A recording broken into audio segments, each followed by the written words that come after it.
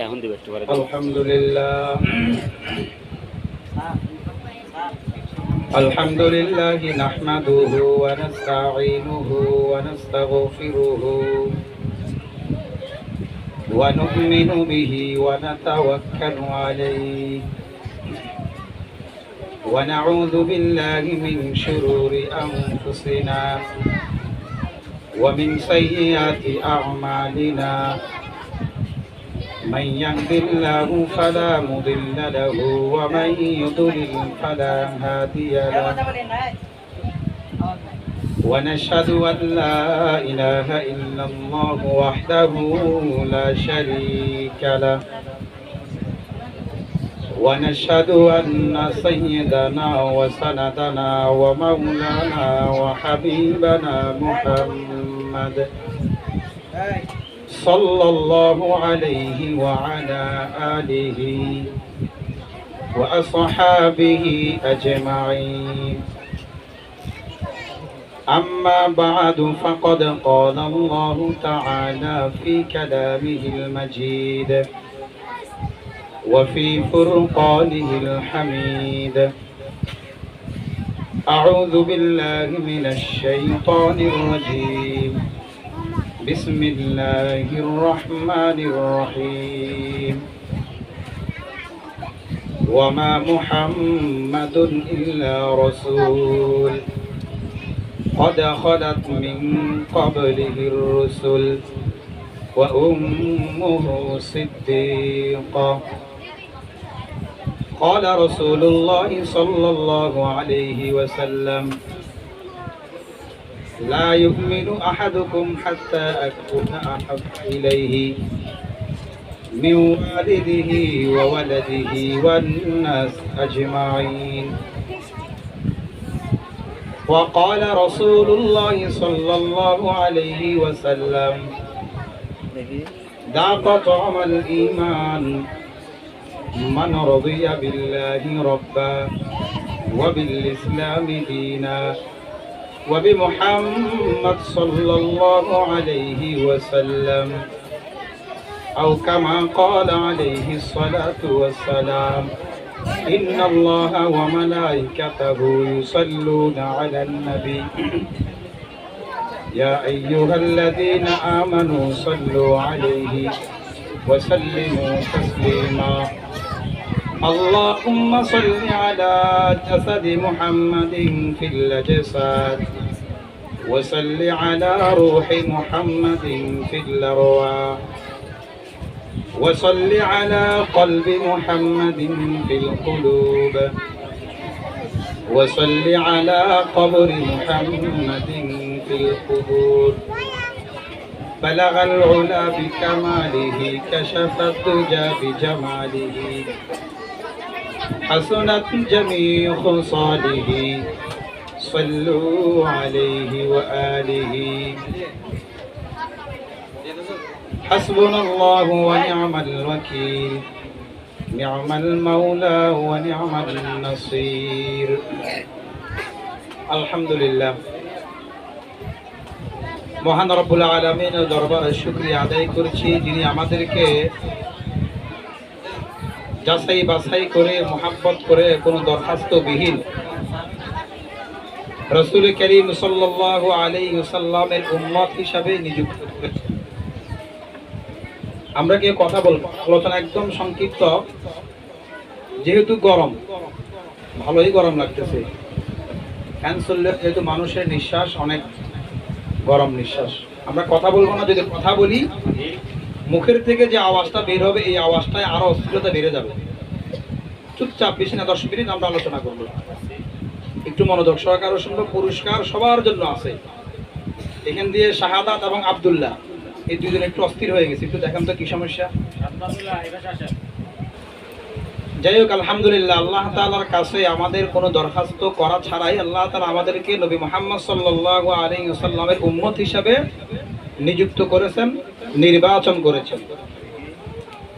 এই নবীর উম্মত হওয়ার জন্য বিভিন্ন নবী রাসূলরাও কি করেছেন, আল্লাহ তাআলার কাছে দোয়া করেছেন যে আল্লাহ আপনি আমাকে নবী বানাইছেন, আমি এতটুকু খুশি হয়েছি, এর চাইতে বেশি খুশি হব যদি আমাকে কি বানান, শেষ নবীর উম্মত হিসাবে যদি আমাকে কবুল করেন। যাই হোক, হযরত ঈসা আলাইহিস সালামের দোয়া আল্লাহ তাআলা কবুল করেছেন, তিনি আসবেন।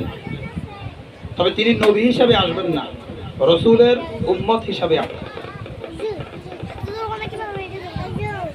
রাসূলের মায়া, রাসূলের ভালোবাসা আমাদের কেমন হওয়া চাই? হাদিস শরীফের মধ্যে বলেছে, লা ইউমিনু আহাদুকুম হাত্তা আকুনা আহাব্বা ইলাইহি মিন ওয়ালিদিহি ওয়া ওয়ালাদিহি ওয়ান নাসি আজমাইন। রাসূলকে এমন মহব্বত করতে হবে যে নিজের নিজের মাতা পিতার চাইতেও বেশি। রাসূলকে এমন মহব্বত করতে হবে নিজের ছেলে সন্তানদের থেকেও বেশি। রাসূলকে মহব্বত করতে হবে নিজের স্ত্রী, মাই মুরব্বী যারা আছে, ভাই বোন যারা আছে, এদের থেকেও রাসূলকে বেশি মহব্বত করতে হবে।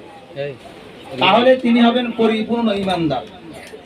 লা ইউমিনু, ঈমান নাই, মূলত ব্যাখ্যাটা এমনটা নয়, মূলত ব্যাখ্যাটা হলো ঈমান দুর্বল, দুর্বলওয়ালা ঈমান, দুর্বলওয়ালা ঈমান। অর্থাৎ রাসূল করিম সাল্লাল্লাহু আলাইহি ওয়াসাল্লামকে যদি কেউ কোনো কুরুচিপূর্ণ খারাপ ভাষায় কথা বলে, আমার অন্তরে ব্যথা আসতে হবে, আমার অন্তর কাঁপতে হবে, ব্যথিত হইতে হবে। যেরকম ভাবে আমার বাবা মা অসুস্থ হইলে, আমার বাবা মা মারা গেলে, আমার বাবা মাকে কেউ মন্দ কথা বললে যেমন ব্যথা লাগে, এর চাইতে বেশি ব্যথা লাগতে হবে রাসূলকে কেউ যদি মন্দ কথা বলে। নিজের ছেলে সন্তান অসুস্থ হয়ে গেলে পেরেশানি হয়ে যায়, রাসূলকে যদি কেউ কটূক্তি করে, রাসূলকে কেউ যদি খারাপ ভাষায় কথা বলে, এর চাইতে বেশি পেরেশানি হতে হবে। তাহলে বোঝা যাবে যে কি আপনি ঈমানদার। আর না হয় শুধু মাহে রবিউল আউয়াল মাস আসলো, ট্রাকের মধ্যে উঠে কিছু ডেকসেট নিয়ে রাসূলের শানে গজল শুনলাম, রাসূলের শানে গজল গাইলাম, কিন্তু নামাজগুলো আদায় করলাম না। তাহলে ওই মহব্বত কিন্তু রাসূল চান না, ওই মহব্বত রাসূল চান না। রাসূল মহব্বত করবেন ওই ব্যক্তিকে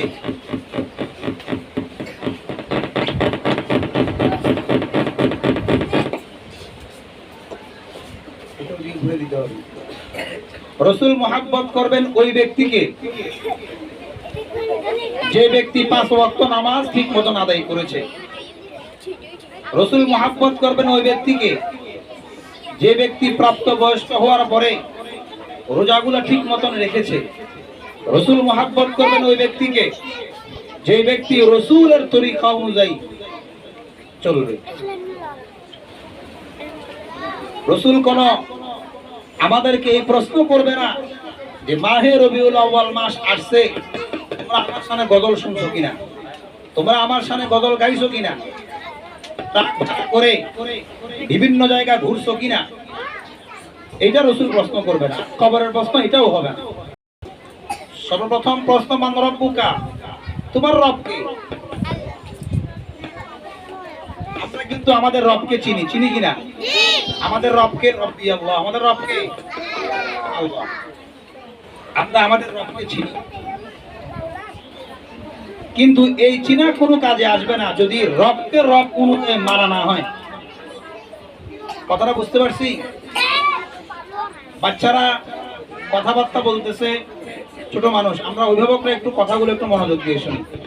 আমরা কি কথা বলবো? গরম পড়তেছে, কমসে কম আল্লাহ তাআলা এই কথা বলতে পারবেন। আমরা মধ্যে বসিয়া কিছু দিনে আলোচনা শুনছি, যেন আমরা অভিভাবকরা কি কথা বলবো না। তাহলে কি বলতেছিলাম, আমরা রবকে আমরা কিন্তু চিনি। রব আল্লাহ, যিনি আমাদেরকে খাওয়ায়, যিনি আমাদেরকে পালে, যিনি আমাদেরকে হাসায়, যিনি আমাদেরকে কাঁদায়, তিনি আমাদের রব। কিন্তু এই রব কবরে গিয়ে কাজে আসবে না যদি রবকে রব অনুযায়ী মানা না হয়। তখন আর উত্তর দিতে পারবো না। দিন সম্পর্কে জিজ্ঞাসা করা হবে, তোমার ধর্ম কি, তুমি কোন ধর্মের অবলম্বী ছিলে। আমরা সকলে জানি আমরা মুসলিম, জানি কি না? আমরা কোন ধর্মের লোক? মুসলিম ধর্মের লোক। আমরা জানি বলি, কিন্তু ওই উত্তর আমরা দিতে পারবো না যদি পরিপূর্ণ ইসলামকে আমরা না মেনে চলি। ইসলামকে অর্ধেক মানলাম না, ইসলাম থেকে কোনো ফায়দা হাসিল করতে পারবো না। দুনিয়ার জিন্দিগি খুবই ছোট জিন্দিগি, অল্প সময়ের জিন্দিগি, নন গ্যারান্টি, কোনো গ্যারান্টি নেই। এই কথা কেউ বলতে পারবে না যে আমি 60 বছর বাঁচবো, আমি 65 বছর বাঁচবো, আমি 100 বছর বাঁচবো। এই কথা কেউ বলতে পারবে না, নন গ্যারান্টি হায়াত। কিন্তু আখিরাতের হায়াত হলো গ্যারান্টি যুক্ত হায়াত। এটার কোনো শেষ নাই, আবাদুল আবাদ, এটার কোনো শেষ নাই। এই অল্প সময়ের জিন্দিগিটা যদি আমরা পরিপূর্ণভাবে মেনে চলি, ধর্মকে মেনে চলি, নামাজের সময় নামাজটা পড়ে নিলাম, হজের সময় হজটা করে নিলাম, যাকাতের সময় যাকাতটা দিয়ে দিলাম, সত্য কথা বললাম, মিথ্যাকে পরিহার করলাম, হালাল উপার্জন করলাম, হারাম থেকে দূরে থাকলাম, হিংসাত্মক মনোভাব থেকে দূরে থাকলাম, মিথ্যা কথা থেকে দূরে থাকলাম, লোভ লালসা থেকে দূরে থাকলাম, তাহলেই ধর্ম আমাকে কাজে দিবে। প্রাপ্তবয়স্ক হওয়ার পর ছেলেরা ছেলে অনুযায়ী পর্দা মেইনটেইন করলো, মেয়েরা মেয়ে অনুযায়ী পর্দা মেইনটেইন করলো, এটাকে বলা হয় ইসলাম। দোহাই কোনো কাজে আসবে না। অনেকে দোহাই দেয়, গরম লাগে সেজন্য বোরকা পরি না, হিজাব পরি না, গরম লাগে।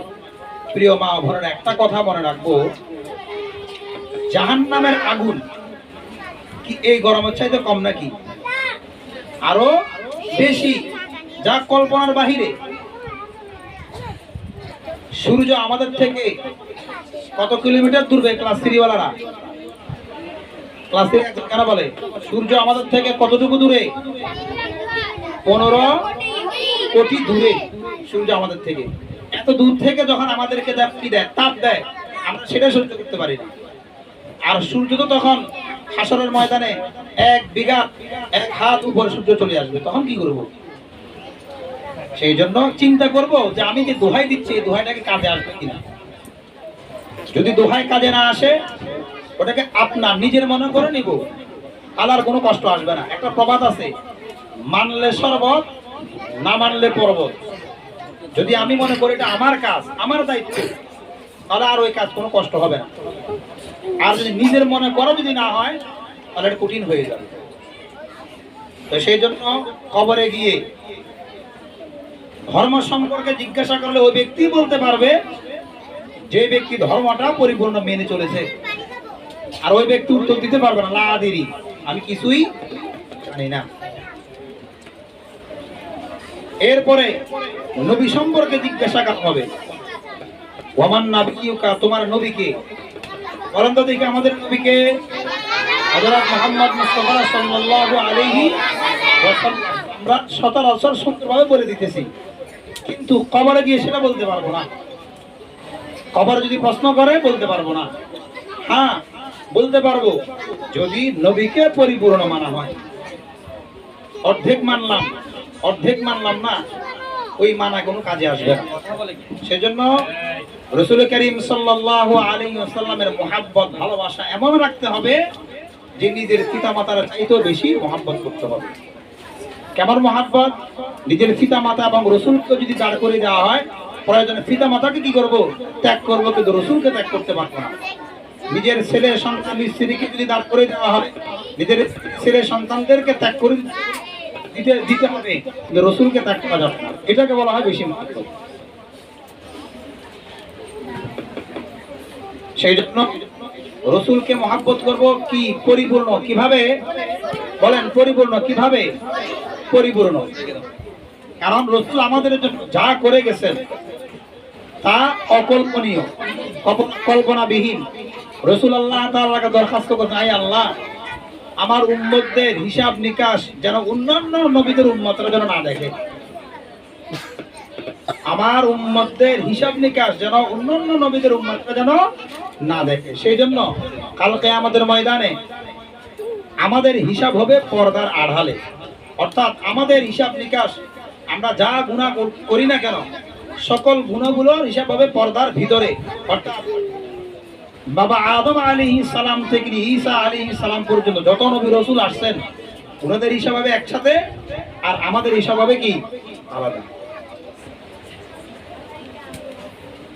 সকল নবী রাসূলগণ উম্মতদের কাঁধে দাওয়াতের কাজ দিয়ে গেছেন, কিন্তু কোন ব্যক্তি সেই দাওয়াতের কাজ পরিপূর্ণ আদায় করে না, বিধায় ধর্ম বিলুপ্ত হয়ে গেছে, ধর্মের মধ্যে রদবদল চলে এসেছে। নবী করিম সাল্লাল্লাহু আলাইহি ওয়াসাল্লাম কোরআন যখন ওনার উপরে নাজিল হয়, তিনি কোরআন নিতে চাই নাই। আয় আল্লাহ, আমি দেখেছি তাওরাত পরিবর্তন হয়ে গেছে, জাবুর পরিবর্তন হয়ে গেছে, ইনজিল পরিবর্তন হয়ে গেছে। মাবুদ, কোরআন হলো সর্বশ্রেষ্ঠ গ্রন্থ, ওই 3 গ্রন্থ থেকেও কোরআন সর্বাধিক উপরে, আপনি এই দায়িত্ব আমাকে দিয়েন না। আল্লাহ তাআলা কি বলছেন? আল্লাহ তাআলা বলছেন, ও আমার দোস্ত, ও আমার হাবিব, আপনি চিন্তা করিয়েন না, কোরআনের দায়িত্ব আমি নিজে স্বয়ং নিয়ে নিলাম। সুবহানাল্লাহ। কথা বলেন কেন? কোরআনের দায়িত্ব কে নিয়ে নিয়েছেন? আল্লাহ তাআলা নিজে নিয়ে নিয়েছেন। রাসূল যখন দুনিয়া থেকে চলে যাইতেছে, পেরেশান হয়ে গেছে যে না জানি আমার ধর্ম আবার বিলুপ্ত হয়ে যায়, না জানি আমার ধর্মের প্রচার আর না হয়, চিন্তিত হয়ে গেছেন। কিন্তু রাসূলকে সান্ত্বনা দেওয়া হয়েছে যে আপনি টেনশন করিয়েন না, কিয়ামত পর্যন্ত আপনার ধর্ম চলতে থাকবে। সুবহানাল্লাহ, কিয়ামত পর্যন্ত। অতএব যারাই ইসলামকে নিচ্ছিন্ন করতে চায়, রদবদল করতে চায়, পরিবর্তন করতে চায়, মুহাম্মদ সাল্লাল্লাহু আলাইহি ওয়াসাল্লামের ধর্ম 1450 বছর আগে যেমন ছিল, কিয়ামত পর্যন্ত তেমনই থাকবে। মাঝখানে শুধু যারা রদবদল করতে চাইছে তারা চলে গেছে, যারা রদবদল করতে চাইবে তারাও চলে যাবে। ধর্ম ধর্মের জায়গায় থাকবে, ইসলাম ইসলামের জায়গায় থাকবে। প্রিয় শিক্ষার্থীরা, তোমরা এখানে আসছো, এখনো কিন্তু ভালো করে জানেও না, এখনো ভালো করে জানো না, কিন্তু মুহাব্বত আছে বিধায় তোমরা এখানে ভর্তি হইতে পারছো। তোমাদেরকে আল্লাহ তাআলা কবুল করছেন বিধায় তোমরা এখানে ভর্তি হইতে পারছো। কারো বদনাম বা দুর্নাম বলতেছি না, হয়তো শিক্ষার্থীরা বুঝে না। আমি এরকম অনেক শিক্ষার্থী দেখছি ডাইরেক্ট বলে আমি মাদ্রাসা পড়বো না, ডাইরেক্ট কি বলে আমি মাদ্রাসায় পড়বো না, তিনি না বুঝে বলে আরই। কিন্তু মাদ্রাসায় ভর্তি হতে পারা, মাদ্রাসায় পড়তে পারা, এটা কিন্তু অনেক একটা বড় একটা রহমতের একটা কারণ। আল্লাহ তাআলা যার তার মাধ্যমে আল্লাহ এই দিন, এই কালেমার প্রচার প্রসার আল্লাহ তাআলা করাবেন। যদি সবার মাধ্যমে করাইতো, সকল ইহুদিদেরকে মুসলমান বানা ফেলাইতো, সকল মুশরিকদেরকে ইসলাম ধর্মের মধ্যে নিয়ে আসতে পারতো। কিন্তু আল্লাহ তাআলা যাচাই বাছাই করে উম্মতের জিম্মাদারি আপনাদের কাঁধে দিয়েছে। অর্থাৎ আপনারা হাফেজ হবেন, আপনারা আলেম হবেন, ওয়ারাসাতুল আম্বিয়া। রাসূল করিম সাল্লাল্লাহু আলাইহি ওয়াসাল্লামের কাছে সাহাবারা জিজ্ঞাসা করেন, ইয়া রাসূলুল্লাহ, আপনি তো জীবিত আছেন, আমরা বিভিন্ন সমস্যার জন্য আপনার কাছে আসি, সকল সমস্যার সমাধানগুলো আপনার কাছ থেকে নিয়ে যাই। আল্লাহর রাসূল, আপনি যখন চলে যাবেন তখন আমরা এই সমস্যার সমাধানগুলো কাছ থেকে।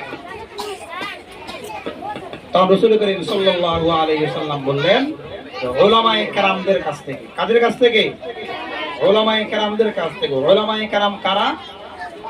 যারা কোরআন এবং হাদিসের ধারক বাহক, যারা কোরআন এবং হাদিসের ধারক বাহক। আমরা ধারক বাহক হয়ে গেছি, অর্থাৎ আমরা হাফেজ হয়ে গেছি, আমরা আলেম হয়ে গেছি। এখন আমাদের দায়িত্ব হলো হাফেজ তৈরি করা, আলেম তৈরি করা। আর আপনারা আল্লাহ তাআলার মেহেরবানিতে আপনারা আস্তে আস্তে হাফেজ হবেন, আস্তে আস্তে আলেম হবেন, ধীরে ধীরে উম্মতের দায়িত্ব আপনাদের কাঁধে পড়বে। আমরা একসময় চলে যাব, আমাদের জায়গাগুলো আপনারাই পূরণ করবেন। আপনারা কি করবেন? পূরণ করবেন, নিয়ত করবেন। যেই নিয়তে ভর্তি হয়েছেন মাদ্রাসায়, কিয়ামত পর্যন্ত এই মাদ্রাসা আমরা ধরে রাখবো। ঠিক আছে তো ইনশাআল্লাহ? কিয়ামত পর্যন্ত এই মাদ্রাসা আমরা ধরে রাখবো। আমি যখন ছোট একটা কথা, আমি যখন মাদ্রাসায় যখন যাই, আমাকে সবাই বলছে, আমার আম্মু আছে, আব্বু আছে, ওনারা আছেন, ওনাদেরকে বলছে যে কি এই মাদ্রাসায় পড়ে কি হবে, খাবে কি? বাবা মাকে খাওয়াবে তো দূরের কথা, খাবে কি, নিজে খাবে কি? নিজের কোনো নন গ্যারান্টি, কোনো গ্যারান্টি নেই, কোনো সার্টিফিকেট নাই, সরকারের কোনো সনদ নাই, কি খাবে? কিন্তু আলহামদুলিল্লাহ আমরা দেখতে পাচ্ছি এই যে 24 সালে যে আন্দোলন, এই আন্দোলনের মেন হলো বেকারত্ব। মানুষ পড়ালেখা করে সার্টিফিকেট নিয়ে বসে আছে কিন্তু চাকরি নেই, পড়ালেখা করে সার্টিফিকেট নিয়ে বসে আছে কিন্তু কি নাই, চাকরি নেই। কিন্তু আলহামদুলিল্লাহ আমরা বুকে হাত দিয়ে বলতে পারবো আমাদের লাইনে যারা পড়াশোনা করছে, হাফেজ হোক আলেম হোক, কোনো একজন ব্যক্তি বেকার নেই যদি তিনি ভালো করে পড়াশোনা করে থাকে। যদি তিনি ভালো করে পড়াশোনা করে থাকে এনারা কেউ নেই বেকার নেই। আমরা এমনও দেখেছি বিসিএস ক্যাডার তিনি সার্টিফিকেট গুলো পড়ে ফেলতেছে, কেন? চাকরি নেই, কি নেই? চাকরি নেই। আমাদেরকে আগেও বলছে মোল্লাদ্দোয়ার মসজিদ পর্যন্ত, এখনো কিন্তু ঠিকই মোল্লাদ্দোয়ার মসজিদ পর্যন্ত আমরা আছি, কিন্তু অনেক ভালো আছি, অনেক ভালো আছি। তো সেই জন্য বলতেছি আপনাদেরকে নবীওয়ালা পড়া, আপনারা যে পড়া করতেছেন হলো নবীওয়ালা পড়া। গার্ডিয়ানরা আপনাদেরকে এখানে দিয়ে নিজেদের দায়িত্বটা হালকা করে দিচ্ছে, কারণ কালকে আমাদের ময়দানে বাচ্চা যখন জাহান্নামে যাবে সর্বপ্রথম দায়ভার করবে কাকে? নিজের বাবা মাকে। বলে ছোট থাকতে আমাদেরকে কি দেয়? দিনী শিক্ষা দেয় নাই, কোরআন হাদিসের জ্ঞান দেয় নাই, বিধে আমরা বড় হয়ে কোরআন হাদিস পড়ি নাই, কোরআন হাদিসের মধ্যে চলি নাই। কিন্তু আলহামদুলিল্লাহ আমাদের নুরানের যে পদ্ধতি, এই পদ্ধতিতে ক্লাস 3 পর্যন্ত যদি কোনো শিক্ষার্থী পড়ে, বাবা মার পরিপূর্ণ দায়িত্ব শেষ, ইসলামের যে দায়িত্ব পরিপূর্ণ শেষ। কারণ আলহামদুলিল্লাহ ক্লাস 3 পর্যন্ত আমাদের তো এই বছর আমরা ক্লাস 3 শেষ করছি। সাউন্ড বক্স আপডাউন করে মনে, আমরা এই বছর ক্লাস 3 শেষ করছি আলহামদুলিল্লাহ। আমাদের অনেকেরই কারো 12 পারা, কারো 13 পারা, কারো 15 পারা, কারো 16 পারা কোরআন শরীফ শেষ। বছর শেষ হইতে খতমও শেষ হয়ে যাবে ইনশাআল্লাহ, মানে তারা কোরআন শরীফ পড়তে পারবে। আর যারা এখনো নিচে আছে 2 পারা 3 পারা, তাদেরকে যদি আমরা এখনো ছেড়ে দিই আর পরবর্তী যদিও বলে দিই, আলহামদুলিল্লাহ সে কোরআন শরীফ পড়তে পারবে। কারণ আমরা দ্বিতীয় শ্রেণীতেই আমরা কোরআন শরীফ পড়তে পারার মতো যোগ্যতা আমরা অর্জন করি, চেষ্টা করি। এরপরে গুরুত্বপূর্ণ হাদিস, গুরুত্বপূর্ণ মাসআলা মাসাইল নিজের বাবা মারা গেলে নিজের বাবার জানাজা পড়তে পারবেন ইনশাআল্লাহ। কোন এলাকায় যদি ঈদের নামাজ না হয়, ঈদের নামাজে ইমামতি করতে পারবেন। সকল বিষয়গুলো আমাদের নুরানীতে শেষ করে দেওয়া হয়, অর্থাৎ আপনার জীবন চলার জন্য যাহা কিছু প্রয়োজন সবগুলো শেষ হয়ে যাবে। যাই হোক, আলোচনার মেন উদ্দেশ্য হলো রসুলকে নিয়ে আলোচনা। আমরা পড়াশোনা করতেছি, কার পড়াশোনা বলেন তো দেখি? আল্লাহ এবং আল্লাহ রসুলের পড়াশোনা। আল্লাহ এবং আল্লাহ রসুলের দায়িত্ব আমরা কাঁধে নিচ্ছি। কোরআন হেফজ করা মানে আল্লাহর দায়িত্ব কাঁধে নেওয়া। কোরআন হেফজ করা মানে কি? আল্লাহর দায়িত্ব কাঁধে নেওয়া। আলেম হওয়া মানে রসুলের দায়িত্ব কাঁধে নেওয়া। আলেম হওয়া মানে কি? রসুলের দায়িত্ব কাঁধে নেওয়া। আমাদের চলতে হলে কোরআন এবং হাদিস দুটাকেই একসাথে অনুসরণ অনুকরণ করে চলতে হবে। কোনো ব্যক্তি যদি বলে আমি শুধু কোরআন মানি, তাহলে সে দ্বীনের উপরে চলতে পারবে না। কারণ কোরআন এটা হলো সিলেবাস। কোরআন হলো কি? সিলেবাস।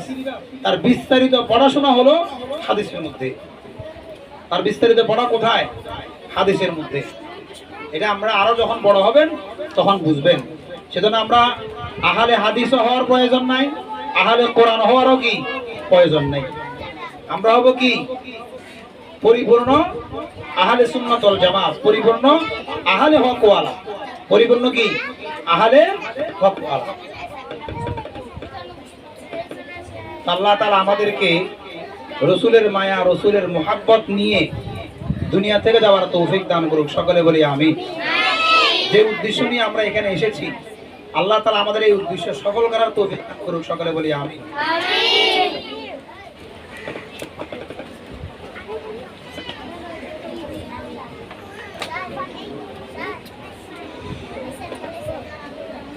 আচ্ছা, যাই হোক, আলহামদুলিল্লাহ আমাদের অনুষ্ঠান প্রায় শেষ পর্যায়ে। এই পর্যায়ে সমাপনী বক্তব্য পেশ করবেন আমাদের অত্র প্রতিষ্ঠানের সভাপতি আলহাজ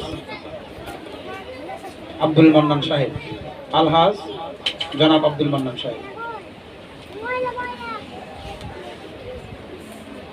আলহামদুলিল্লাহ, আল্লাহর কাছে লাখ লাখ শুকরিয়া যে আল্লাহ তাআলা আমাদেরকে দিনে মজমা আসার তৌফিক দিয়েছেন এবং কিছু কথা বলার জন্য, শোনার জন্য, বসার জন্য তৌফিক দিয়েছেন। এই জন্য আমি সব ছাত্র ছাত্রী ভাইরা বলেন আলহামদুলিল্লাহ। দেখেন আজকে এখানে স্যার যারা আসছে আপনাদের দেখার জন্য, আপনাদের লেখাপড়া দেখার জন্য, বুঝছেন? ওনারা কি বলছে জানেন? বলছে যে আপনারা রাস্তায় সালাম দেন কিনা। আমরা রাস্তায় সালাম দেন? দেন তো সবাই? আবার কি কি বলছে যে বাসায় যায়, বাসায় যাবার পর আব্বু আম্মুকে সালাম দেন আপনারা? এটা বলছে। আবার আসার সময়, আমার যাওয়ার সময় দুবেলা দেন তো? যারা বাসায় আসা যাবার সময় মানুষকে সালাম দেবে, বাসা আব্বু আম্মুকে সালাম দেবে, তাদেরকে আল্লাহ এলেম দান করবে। কি দান করবে? এলেম দান করবে। এই জন্য আল্লাহ তাআলা লাখ লাখ শুকরিয়া যে আমরা ছোট ছোট বাচ্চা, এটাই আমার প্রাপ্য, আর কোনো কিছু না। দুনিয়াবি কোনো কিছু পাওয়ার মতো আশা আকাঙ্ক্ষা আমার নাই। আমার একটা আশা আকাঙ্ক্ষা এটাই যে আমার বাচ্চাগুলা অন্তত পক্ষে নাবালক থেকে সাবালক হওয়া পর্যন্ত বাচ্চারা নাকি দিন শিখতে পারে এবং বালেক হওয়ার পরে এই দিনগুলো ধরে রাখতে পারে, এটা আমার আশা আকাঙ্ক্ষা। আর আমার গার্ডিয়ানদের কাছে আমার সকল আবেদন এটাই রইল, দেখেন বাচ্চারা যদি কিছুক্ষণ যদি একটা শিক্ষক ক্লাসে থাকে, ছোট ছোট বাচ্চা, বেগুনা মাসুম বাচ্চা, এটা কিছু বোঝে না, ভালো বোঝে না, মন্দ বোঝে না। কিন্তু এটা আমি শিক্ষকদের বারবার বলি, আল্লাহ রাস্তায় আমরা এদেরকে নিজের সন্তান হিসাবে, নিজের সন্তানের দেখাশোনা করবেন। এবং বাচ্চারা তো অনেক বাচ্চা তো অনেক ধরনের, এক এক বাচ্চা এক এক তবিয়তে। তো আমিও দোয়া করতেছি আল্লাহ শুকর আমার শিক্ষকগুলো এই সম্বন্ধে তারা বুঝে। হ্যাঁ, আর গার্ডিয়ানদেরকে আমি একটা কথা বলতে থাকবো, এটা দেখেন অনেক সময় বাচ্চার লেখা পড়া আদায় করার জন্য কিছু শাসন করে। এটা এমন কোনো শাসন ব্যাদ দিয়ে শাসন করে না যেটা তুমি কেন করো নাই, ব্যাদ দিয়ে ফিটানো, এটা এখানে নাই। হ্যাঁ, টুকিটাকে একটু দমক দিয়ে পড়াটা তাতে বের করে নেওয়া, পড়াটা তাতে আদায় করে নেওয়া। এটার জন্য গার্ডিয়ান যদি বলে হ্যাঁ তোমাকে আজকে মাসে বাড়ি একটা দিছে, বাড়ির দাগ ধরে গেছে, বলে কেন বাড়ির দাগ পড়লো, এটা হুজুর কাছে আসলো, হুজুরকে দেখাইলো, যাও বলে এটা দেখেন। আমি আপনাদের এখানে যে মোহতামি সাহেব আছে, বুঝছেন ভাই, এই ছাত্ররা শুনেন, গার্ডিয়ানরা শুনেন। আজকে দেখেন, আজকে এখানে যে মোহতামি আপনাদের মাওলানা রহমতুল্লাহ সাহেব, উনাকে যখন মাদ্রাসাতে যখন উনাকে ফিটেছে, তখন তো ফিটাফিটি কাজ ছিল বেশি, এটা পড়া আদায় করার জন্য। দেখেন যে বাড়ি দিছে, এই বাড়ি খাই সে বড় ডাউল আছে না, ডাউল ছিলেন, বড় ডাউলের ফাতিল, যে ডাউলের ফাতিল ভিতরে একটা ছাগল যদি দেয় এটা ঘুরতে পারবে। এত বড় ফাতিলের এই পার থেকে ওই পার লাভ মারি গেছে, যদি ফাতিলের ভিতরে যদি পড়তো। হ্যাঁ, এটার জন্য আমাদের কি থাকবে না, আমাদের কোনো ইয়ে থাকবে না। কেন হইলো? হ্যাঁ, শিক্ষকেরা দেখে বাচ্চাটার পড়া আগানোর জন্য, বাচ্চাটাকে মানুষ করার জন্য। এই জন্য যদি নাকি একটু ধমক দেয়, অনেক গার্ডিয়ান আছে যে বলে আমার বাচ্চাকে আছে মারছে না, ওই মারা না। দেখ একটা বাচ্চা এত বিরক্ত দেয়, তারপরে ওনাকে একটু হালকা পাতলা একটু ধমক দেয়। হ্যাঁ, কিছু বাচ্চা আছে টুকিটাকে এদিক সেদিক হয়। এটার জন্য আমরা আল্লাহর বস্তে বাচ্চা আমরা যেরকম বাচ্চা ঘরের ভিতরে কিছু করলে দেন ফিটা, আমরা যে ফিটা দেন এর থেকে 16 আনার এক আনার অর্ধেক মানে শাসন করে না। এই জন্য আমরা এটা দেখবেন, আমার অনুরোধ গার্ডিয়ানের কাছে এটা, বাচ্চাগুলো যত সময় মাদ্রাসা পাঠাবেন, যত সময় মাদ্রাসা যেন না দেয়, মাদ্রাসা যেন না আসে, এই জন্য কোনো কাজে যে কোনো প্রকার বাচ্চাদেরকে মাদ্রাসা পাঠিয়ে দিবেন। হ্যাঁ, আর বাচ্চাদেরকে অনেক সময় বাচ্চারা বলে আমি যাতে পারছি না, আমার মাথা ব্যথা। হ্যাঁ, আসলে মাথা ব্যথা না কি ব্যথা এটা আমরা ভালো জানি। এখনো ছোট বাচ্চা, একটা ছোট বাচ্চা সে কি বলতেছে আমাকে, আমি এখন রেস্টে আছি। কি আছি ভাই? এ ভাই কি বলতে, দাদা হুজুর আমি রেস্টে আছি। তো বাচ্চারা আসলে জানে আসলে রেস্টে আছে, হাসার কথা না, রেস্টে আছে, যে বোঝা লাগবে। এক এক বাচ্চা, যে বাচ্চাকে যেমন করি তাকে লালন পালন করে, তাদের কৌশলে যেই সময় বাচ্চাদেরকে লেখা পড়া আদায় করে লাউন যায়, আমরা ওই ধরনের করি। আর একটা আমার অকুল আবেদন হলো গার্ডিয়ানদের কাছে এটাই যে আমরা মনে করতে হবে মাদ্রাসার প্রতিষ্ঠান থাকা আমাদের মনে করতে হবে, আমাদের মনে করে